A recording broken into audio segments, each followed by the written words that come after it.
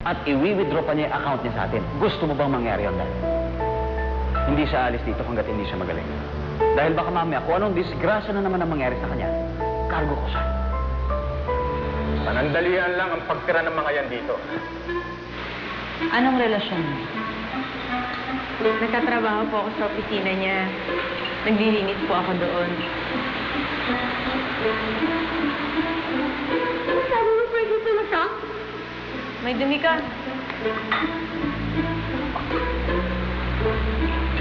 Gusto kita. Po? Dahil pinag-aaway mo sila.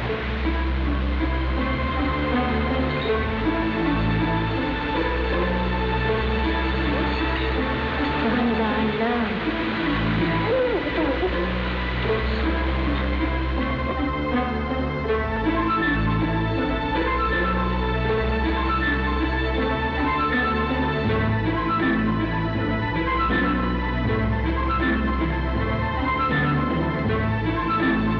Maintindihan sa'yo, Fredo. Bakit kailangan ng pagproblemahin ng mga taong yan? Wala ka naman obligasyon sa kanila. Ang laki na nakahiya ng ginagawa niya sa'yo, ah! Pinag-aawayan niyo pa ni Betty.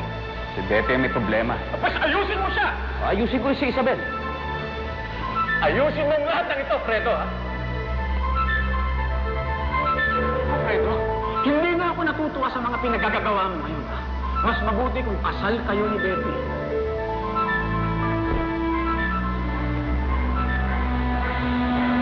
Paano kung hindi ko pakasalan si Betty? Para mo na rin tinalikuran ang mana mo. Kapag ginawa mo yan, Fredo, hindi ako magdadalawang isip, itakwil ka bilang anak ko.